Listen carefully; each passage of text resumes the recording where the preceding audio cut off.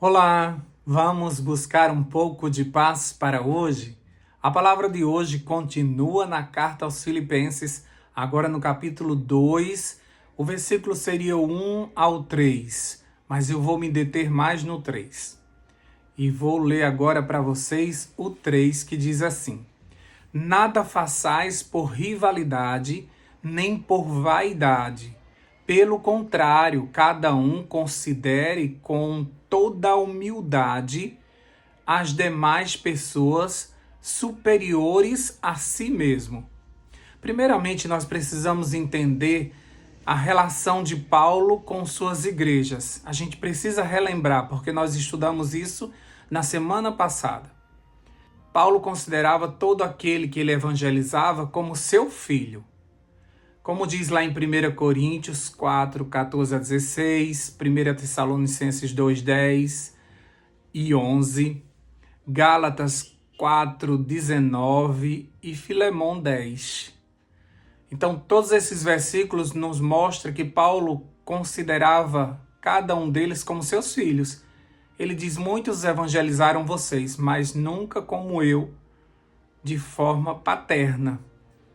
Então, com base nessa visão, nós percebemos que Paulo ficou decepcionado por saber que sua igreja, que ele fundou, que ele ama tanto, a igreja em Filipos, eles estavam envolvidos em rivalidades, em discórdias.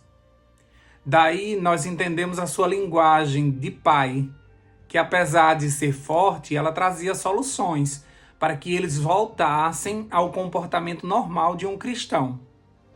Então nós vamos perceber nessa linguagem de Paulo, que eu aconselho vocês lerem o capítulo 2, do 1 ao 3, que há uma exortação, que há um ensinamento, que há um chamado para que eles voltem a representar Cristo. Então, me vem uma pergunta no coração: como é que você vê sua igreja? Eles verdadeiramente são seus irmãos? Nas discórdias, você é aquele que chega com soluções ou coloca mais lenha na fogueira? Isso serve para todos os nossos relacionamentos. Será que nossa decepção ela se transforma numa reação para resolver problemas? Ou nós viramos as costas e deixamos cada um com seus problemas? A gente tem que pensar um pouquinho nisso. Quando a gente vê a nossa família se dividindo com problemas, a gente vira as costas ou a gente vai lá e tenta resolver? Isso no trabalho, na igreja, em qualquer lugar que nós formos. Porque Paulo, como amava muito aquelas pessoas, tratava eles como filhos, Paulo tinha essa necessidade de estar corrigindo eles o tempo todo, de estar ensinando eles, de estar conduzindo eles para o caminho. Por isso que a gente viu semana passada que Paulo ficou nesse dilema da dúvida: será que viver ou morrer? Ele tinha medo de morrer e deixar essa igreja dispersa. Por isso que ele pede que eles se unam, para que Paulo conseguisse ficar tranquilo. Estou deixando um povo unido, porque um povo unido ele vai conseguir avançar, eles vão conseguir se cuidar. Então isso era muito importante para Paulo. Quando Paulo viu que não havia unidade, ele escreve essa carta aos Filipenses. Quando a gente está lendo esse capítulo, dá a impressão de que Paulo foi lá e tentou resolver. Mas ele está escrevendo apenas uma carta. Nós temos a facilidade de entrarmos em contato com as pessoas, nós estamos livres. Nós podemos ir tentar resolver as discórdias, as rivalidades, mas Paulo estava limitado às suas algemas e à distância. Então ele escreve uma carta, e o que eu acho interessante é que quando a gente lê, dá a impressão de que ele foi lá e resolveu a coisa. Porque as nossas palavras, elas também têm que ter o mesmo poder da nossa presença. Aquilo que nós falamos na nossa ausência também deve funcionar. Até mesmo para que as pessoas digam assim: se Rogério estivesse aqui, ele não ia gostar disso que está acontecendo. Então, era para eles entenderem dessa forma. Paulo não nos ensinou a isso. A gente está se comportando de uma forma errada. Então, por isso que essa carta, quando chegou, tinha um peso muito grande para os filipenses. Por isso que foi necessário que ele escrevesse a carta. Entende? Então é importante que nós tenhamos uma ação sempre. Nem que seja mandar uma mensagem, um áudio, a gente precisa mandar alguma coisa para tentar resolver a situação. Outra coisa que precisamos entender é que na discórdia ninguém tem razão. Não pense você que resolver uma discórdia e a gente vai descobrir quem é que estava com a razão. Não, se virou uma discórdia, se virou uma rivalidade, ninguém mais tem razão. A partir do momento que virou discórdia, os dois lados perderam a razão. E a solução que Paulo apresenta, nesse caso, ele deve ser usado em todas as contendas que você conhecer. Porque a estratégia de Paulo, ela é certeira. E ele apresenta, nesse caso, quem eles eram. E por que aquele comportamento era inaceitável. Então Paulo começa apresentando Cristo como exemplo. Ele mostra o amor como uma regra para os relacionamentos. Ame ao seu próximo como a si mesmo. Ele apresenta o Espírito como capaz de unir pessoas diferentes. Ele apresenta os sentimentos de afeto e compaixão que um cristão deve usar para com o próximo. E, por último, ele pede para que olhemos para o próximo como superior a nós. E aí, novamente, ele apresenta Cristo como referência para conseguirmos essa humildade. Ou você acha que é fácil a gente considerar o outro como superior a gente? Principalmente no mundo de hoje, onde as pessoas pregam que nós somos os mais importantes, que devemos cuidar primeiramente da gente, que a gente deve se amar, que a gente deve buscar a nossa felicidade e depois a gente pensar nos outros. Aí Paulo chega com um evangelho totalmente contrário e ele diz que você tem que considerar o outro como superior. Se você fizer isso, é tipo um exercício. Se você fizer isso, você sempre vai respeitar, você sempre vai amar, você sempre vai tratar bem. E para isso acontecer, que não é fácil, ele nos aponta Jesus. Então a gente, continuando a leitura, quando a gente chega no versículo 5 até o 8, ele apresenta Jesus novamente como exemplo. E ele diz assim: a atitude de vocês deve ser semelhante àquela que nos foi mostrada por Cristo Jesus, que, embora sendo Deus, não exigiu nem se apegou aos seus direitos como Deus, mas esvaziou-se a si mesmo, vindo a ser servo e tornando-se semelhante aos homens.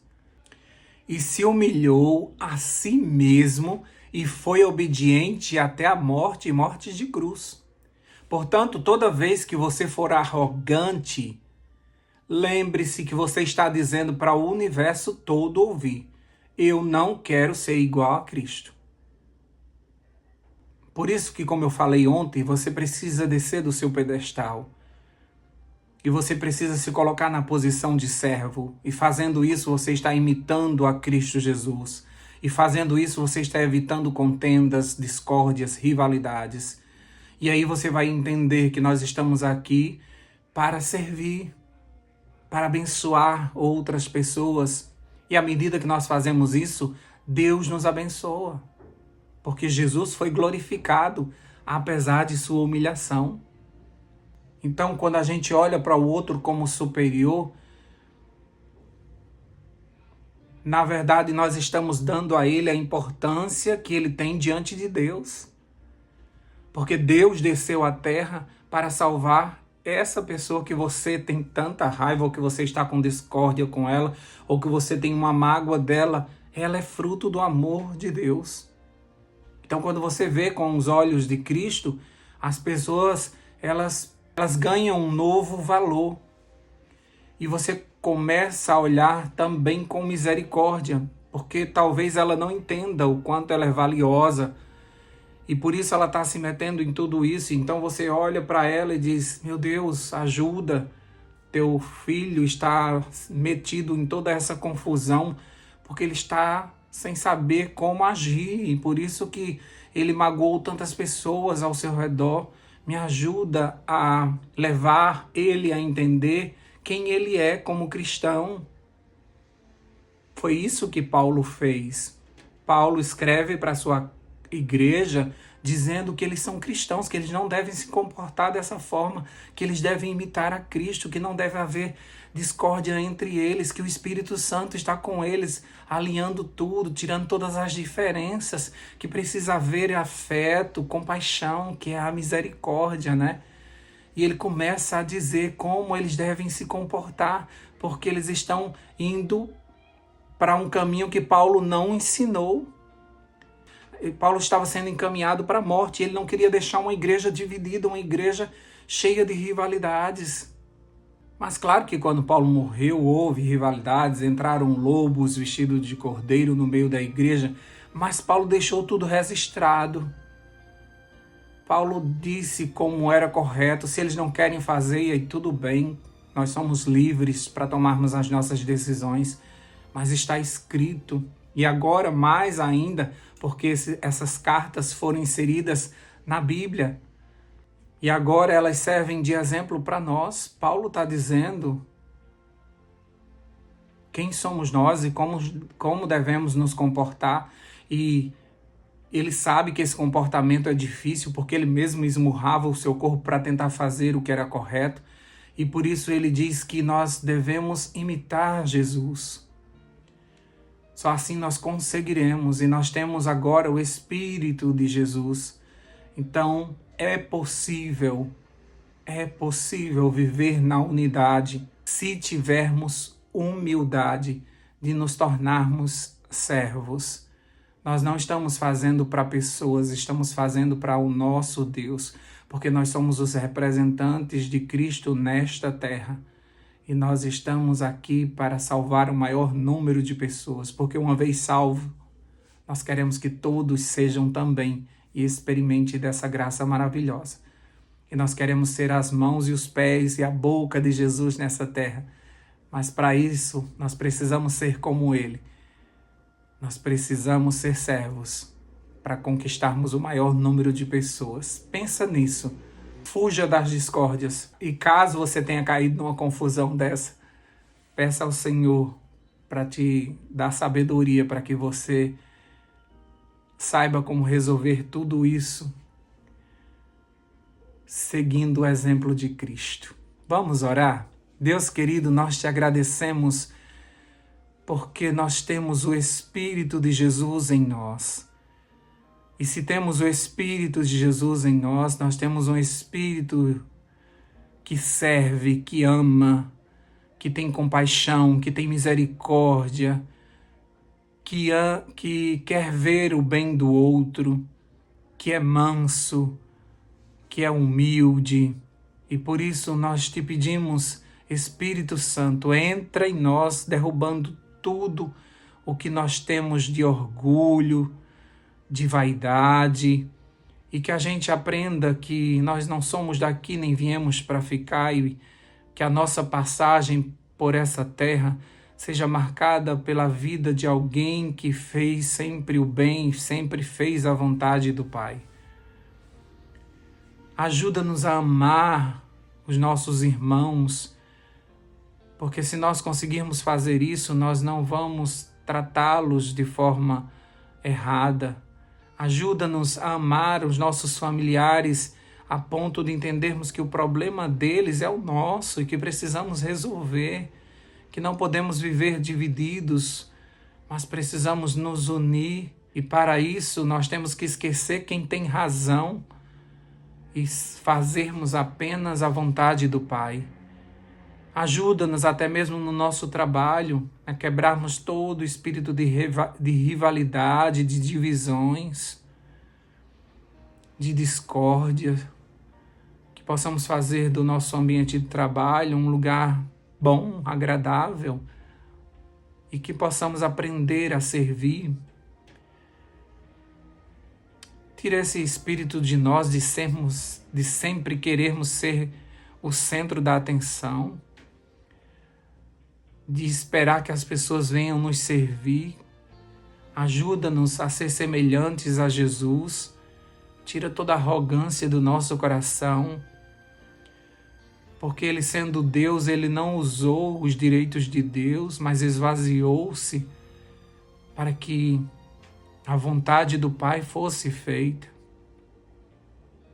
Obrigado, Senhor Deus, porque o Senhor não desiste de nós e nos envia essas mensagens justamente para que a gente aprenda a conviver e entenda que a união ela é necessária para que possamos avançar.